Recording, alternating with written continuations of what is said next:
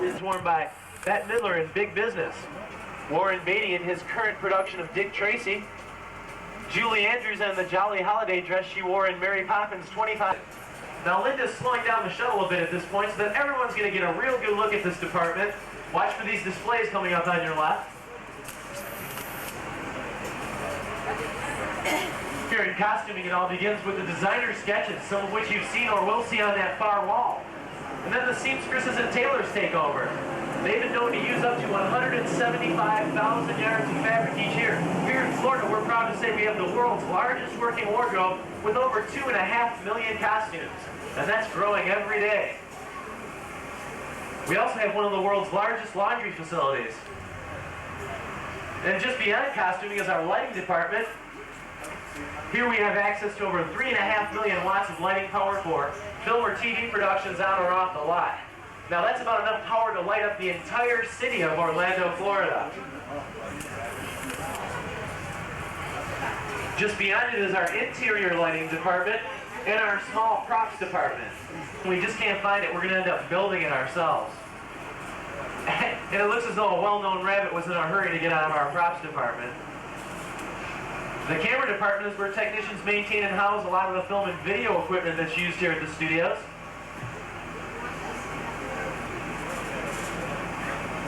And in the scenic shop, carpenters begin construction of sets that are later finished on a soundstage. These talented artisans have built everything from a 40-foot submarine used in a rock music video that was shot here at the studios, to the giant turntable that revolves the set of the Mickey Mouse Club show. And we'll all be getting a behind-the-scenes look at the Mickey Mouse Club show on part 2 of your backstage tour.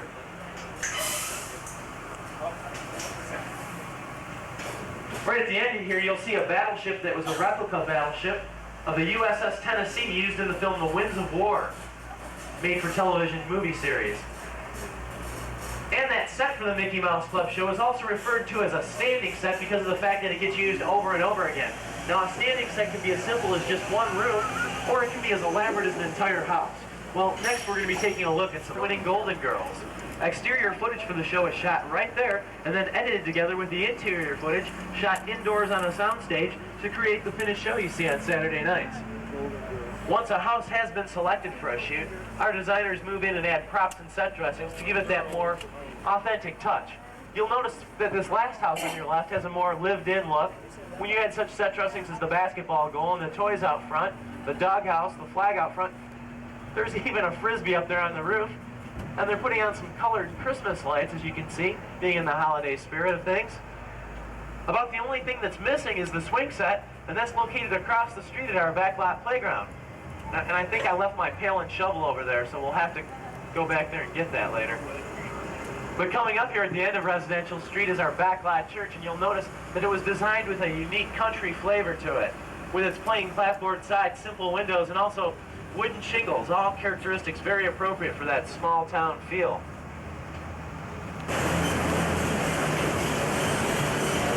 Now this set was modeled after an actual canyon in California and took 6 months to build, which is a lot of time just for one set. That oil tanker truck right there is a good example of a large-scale props like the ones we just passed by in the boneyard.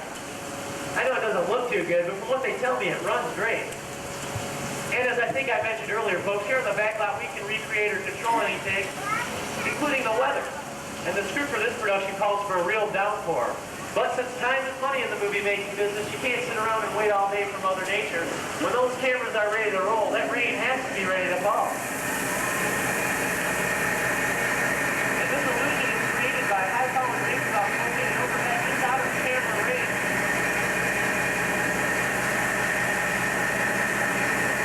And it wasn't that easy getting that oil tanker truck in here, you know. It had to be lowered.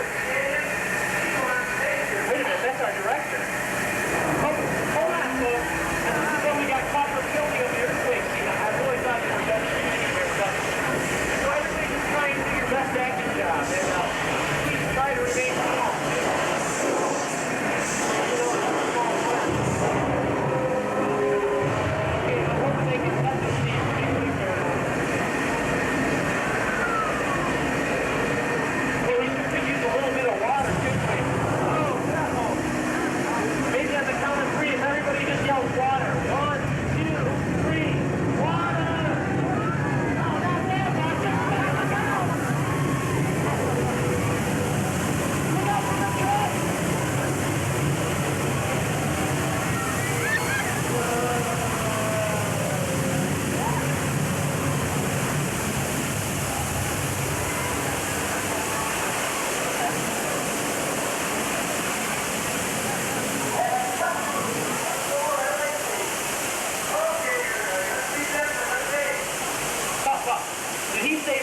for another take? I think he meant another shake, didn't he? Well, what did you folks think of that anyway? You've just survived Catastrophe Canyon. Congratulations. Right now, Linda's going to get us out of here before they do reset this place for another take. Wow. We're all clear. Now, the network of small yellow piping you'll see running throughout the set carries all the propane gas for the fires and the explosions we saw. Those larger white pipes carry all the water for that flash flood. That flood was started when we opened the gates of 3 large holding tanks located at the top of the canyon. Believe it or not, folks, that sent 70,000 gallons of water thundering down toward our shuttle. Now, to add to this effect, some of that water was shot out green air cannons you'll see toward the front of the set. Those are so powerful that if we were to stick a basketball in one, we could probably shoot it over the top of the Empire State Building. The earthquake simulation you felt was created by hydraulic shaker tables underneath your shuttle cars, and Catastrophe Canyon itself was created with the help of a Hollywood special effects team. What may have seemed like an out-of-control disaster was actually a safe computerized sequence of events. As a matter of fact, our whole entire show can be completely reset in just 3.5 minutes. If you ask me, that's just enough time for another shuttle load full of victims. Visitors. And there's another shuttle coming this way, folks, so since you did such a great... Oh, and it looks as though we're going to have our chance to put it past one more shuttle as we wait for it to come around the corner here. And as we take another stroll through the boneyard, I'll point out a few things that we might have missed the first time around. The various military vehicles you'll see in the background were used in our Indiana Jones epic stunt theater, and they're all taking a bit of a break right now until we need them on that set again. Around the corner, you're going to see the tail section of an airplane, and that is the original tail section of the original plane used in the 1943 motion picture classic Casablanca, starring Humphrey Bogart and Ingrid Bergman. The front section of that plane is located in our Great Movie Ride. So if you'd like to see that, be sure and stop by the Great Movie Ride. Okay, here they come.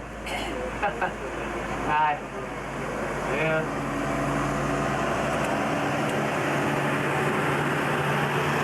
From this angle, it really does appear to be part of a small town. But watch the transformation. It's actually 2 churches in one. That small... Dad, shoot it on 46. I don't have any more pictures. Daddy! The story or film doesn't take place in this unique time or setting. Well, some of the street lamps and trees can be removed with the right automobile set dressings and even laundries you'll see coming up to your right here in that alleyway. We can make this place look like any city at any time. As we round this next corner, take another look at those skyscrapers and how their appearance has changed just a bit. It's an old Hollywood movie trick known as forced perspective. Actually, those skyscrapers right there are just one-dimensional painted flats. Some of you already know that the real Empire State Building is over 100 stories tall. Ours is just a bit over 4. And if your story or film doesn't take place in New York City, well, the Empire State and Chrysler buildings can be...